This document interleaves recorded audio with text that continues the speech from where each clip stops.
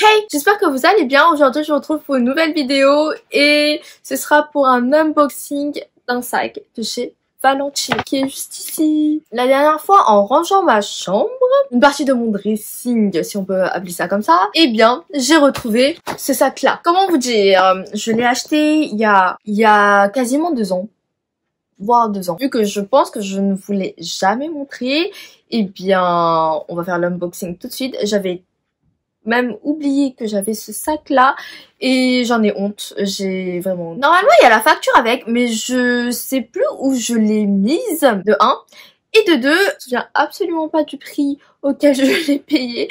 Mais là, j'ai regardé sur le site de Valentino et il coûte 820 €. Je sais plus si je l'avais acheté à moins de 800 €, genre 790, et que ça a augmenté à 820 € ou s'il était déjà à 820 €. Bref. Du coup, petit dust bag, bien mignon, avec le petit logo Valentino. Et voici le sac! Tadadam! Il est pas trop mignon. En plus, il est hyper mignon. Il est hyper tendance. C'est les micro sacs. C'est pas un micro sac, c'est un petit sac. Franchement, il est trop beau. J'adore la couleur comme ça, rose poudré. Je trouve que c'est hyper joli. Enfin, rose nude. C'est pas trop nude. Ouais, c'est pas trop rose en fait. Moi, j'aime pas trop le rose, mais j'aime beaucoup cette couleur-ci. C'est une couleur assez unique. Il fait partie des moins chers. Des sacs à moins de 1000 € quand même pour une marque de luxe. Voilà, c'est plutôt sympa. J'ai acheté ce sac-là parce que j'aimais beaucoup... Enfin, j'avais pas de petits sacs en fait. Bien évidemment, après ma collection, c'est un petit peu étoffé. J'aimais beaucoup ce sac et les Rockstud comme ça sur le sac. Ça représente vraiment la maison Valentino, je trouve. C'est avec ça que je les ai connus. Les sandales plutôt avec les Rockstud. J'avais vraiment beaucoup aimé. Mais un sac, je trouve que c'est mieux. Enfin, moi, je préfère les sacs. Après avoir acheté ça, j'avais acheté aussi la ceinture de Valentino que je n'ai jamais portée, je pense. J'ai honte. J'achète des choses qui coûtent hyper cher et je les laisse dans ma chambre. Je sais même pas si je vous l'ai montré la ceinture. Je vais aller la chercher. Comme ça, on va faire 2 unboxings en un. Tant qu'on y est. Voici la ceinture. La ceinture, il me semble que je vous l'avais montré à un de mes Noëls. Je me l'étais acheté en 2019. Noël 2019. Ça remonte, hein. Comment vous dire que l'année 2020... Voilà. Hein, on va pas trop en parler. Du coup, à ce moment-là, je travaillais encore au printemps et je m'étais acheté beaucoup de choses. La ceinture, du coup, je ne sais plus combien elle coûte. Je crois que 350 €. Y a pas la facture quelque part, s'il vous plaît? J'ai une mauvaise manie, c'est de ne jamais garder mes factures. C'est pas bien du tout. Voici la ceinture. Elle est trop belle, je trouve. Elle est réversible. C'est pour ça que j'avais beaucoup aimé cette ceinture et que je voulais la prendre. Il me semble que je l'ai achetée à 350 et qu'ensuite ça avait augmenté de 10 ou 20 € à l'époque. Donc là, je sais plus à combien elle est. J'en avais acheté une pour ma mère aussi. Mais elle avait pris noir et rouge. Et moi, j'avais pris noir et nude.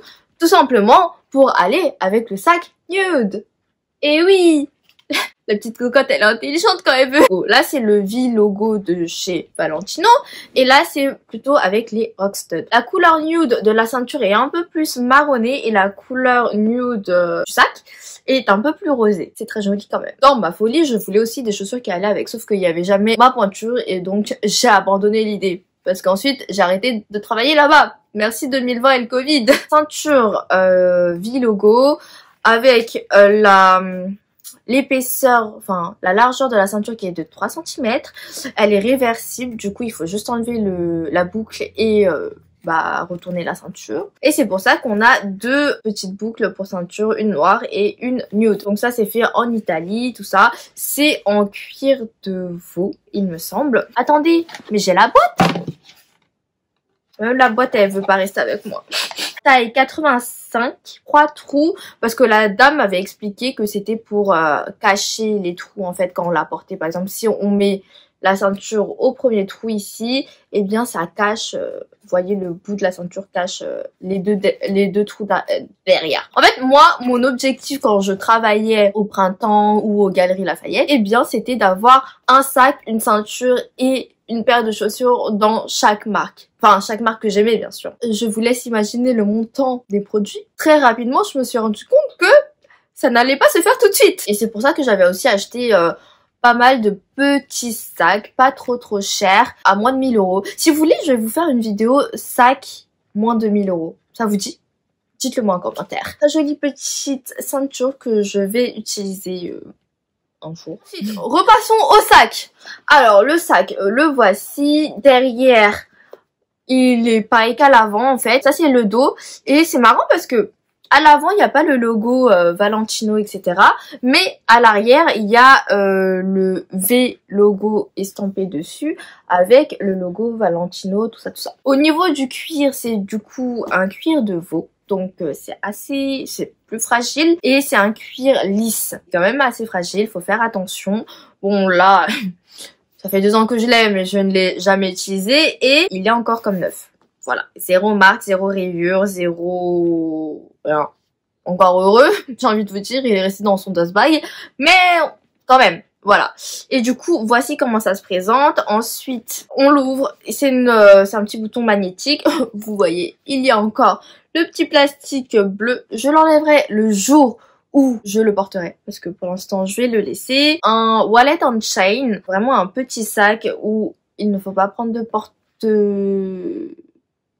Vous voyez comment ça se présente. Dans la poche avant, du coup, il y a une petite pochette. Une petite poche comme ça. Vous pouvez insérer, je sais pas moi, par exemple, les petits tickets. Moi, c'est ce que j'ai tendance à faire. Derrière, du coup, il n'y a pas de poche à l'arrière. Moi, à l'arrière, j'ai tendance à vouloir mettre soit mes clés de voiture, soit ma carte pour les transports que j'utilise quand je vais à Paris. Et sûrement ce que je ferais si je prends ce sac-là. À l'avant, je mettrais soit mes clés de voiture, soit une carte de transport pour aller à Paris. L'intérieur se présente comme ceci. Je sais pas si vous allez bien voir. Il y a 2 compartiments et un compartiment zippé. Comme vous le voyez, c'est encore rembourré. Oh, c'est une petite carte Valentino, mais ça ne sert à rien. Du coup, voilà. Voici comment ça se présente. Alors, du coup, à l'intérieur, on a, dans le premier compartiment, on a 1, 2, 3 pour ranger les cartes. Voilà, pour mettre les cartes, que ce soit carte bancaire, carte autre. Un petit compartiment vide. Ensuite, au milieu, on a... Ouh, la fermeture, elle est très lisse. Compartiment zippé. Donc ça, c'est bien, par exemple, pour mettre les choses un peu plus de... qui est un peu plus de valeur. Par exemple, là, vous pouvez mettre tout ce qui est billets, si vous payez en cash, des pièces, par exemple, ou autre. Et derrière, avec le logo Valentino, bien sûr, vous avez un autre compartiment. Là, vous pouvez mettre tout ce qui est téléphone, AirPods, etc., etc. Et voici la chaîne. Le truc bien et pas bien de ce sac, c'est qu'il y a une chaîne, oui, mais qu'elle n'est pas détachable. Elle est quand même assez longue. Pour moi, elle est un peu longue, mais quand vous avez une chaîne longue, il y a une petite astuce. Je vais vous la montrer. La chaîne, elle est comme ceci. Franchement, elle est plutôt jolie. Les studs là, ils sont pas dorés, pas argenté, c'est genre un champagne de toute façon. Et je trouve que c'est bien parce que du coup, ça peut se marier avec un peu tout. Du coup, quand vous êtes petite, comme moi, eh bien, la technique, c'est de faire une croix dans le sac, hop, et de le porter comme ceci. Du coup, ça raccourcit la chaîne. Et là, du coup, pour moi, ça fait la bonne longueur. Vous pouvez encore faire une autre croix, comme ça, vous pouvez le porter par exemple à l'épaule. Vous avez quand même pas mal de possibilités. Soit vous le portez comme ça en bandoulière ou à l'épaule, soit vous pouvez encore raccourcir la chaîne et donc le porter en mode petit sac épaule et tout, ça peut faire très mignon. Ce qui est bien aussi avec ce sac, c'est que même si la chaîne n'est pas détachable et que vous avez une soirée ou quoi, eh bien vous pouvez par exemple le prendre en tant que petit sac à main, comme ça.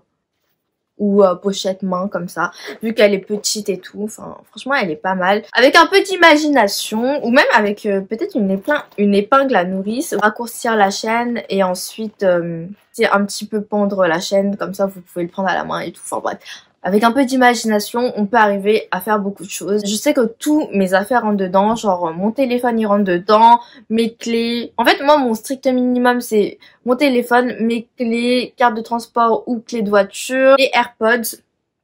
J'avais essayé en boutique, il me semble, tout rentrer dedans. Tant que mes essentiels rentrent dedans. Après les cartes, je peux les mettre, de l'argent, un peu de pièces, tout ça, enfin bref. Tout rentre dedans, donc ça c'est cool. Enfin, au niveau de la longueur, il fait un peu penser au Wallet on Chain de chez Yves Saint Laurent. Je vous mets la vidéo juste ici. Par contre, au niveau de la largeur, celui-ci il est beaucoup plus large. Vous voyez, c'est un peu en mode accordéon. J'aime beaucoup ce genre de sac parce que on peut mettre plus de choses. Là, vous voyez, ça s'étend un petit peu. Et en plus, là, vu que c'est en cuir de veau lisse, eh bien, il est souple. Le cuir, il est souple et donc on peut ranger les choses plus facilement. Le sac s'étend un peu plus facilement. Le nude, on ne peut pas se tromper. Ça passe en toute saison, que ce soit en hiver, en été. C'est un petit sac, donc tendance en ce moment. Et aussi avec les Rockstud qui représentent très bien la maison Valentino. Pour la petite histoire, quand j'étais petite, quand j'étais ado, quand j'étais plus jeune, j'avais vu les chaussures, vous savez, les sandales que tout le monde a. Je les voulais tellement et je m'étais dit, quand je grandirai et que j'aurai de l'argent, eh bien, je m'achèterai ces chaussures. Sauf que, je les ai essayées, je trouve qu'elles sont vraiment pas confortables et j'ai préféré prendre un sac qui me servira, je pense, beaucoup plus que des chaussures à talons. Parce que moi, les talons, en fait, mauvais bail. Je n'aime pas du tout les talons. Enfin, je trouve que c'est très beau, très élégant, etc. J'ai les pieds un peu plats. Du coup, ça fait que moi, j'ai vraiment beaucoup de mal à supporter les talons. J'ai vraiment super mal aux pieds très rapidement. Un sac, c'était beaucoup plus judicieux. Chaussures Valentino coûtent quand même assez cher. Les sandales sont à 720, 750 euros, quelque chose comme ça. Donc pour 100 euros, voire moins, j'ai préféré opter pour le sac. Voici pour ce petit sac. Si vous avez des questions ou autres, n'hésitez pas à me les mettre en commentaire. Dites-moi aussi ce que vous en avez pensé parce que moi je trouve qu'il est canon. Mais c'est vrai que je ne l'ai pas utilisé parce que moi j'ai tendance à mettre beaucoup de choses dans mes sacs et heureusement qu'il y a des petits sacs qui existent, comme ça me restreint un petit peu. J'espère que cette petite vidéo vous aura plu et vous aura peut-être aidé et moi je vous retrouve bientôt pour une prochaine vidéo. Bye bye!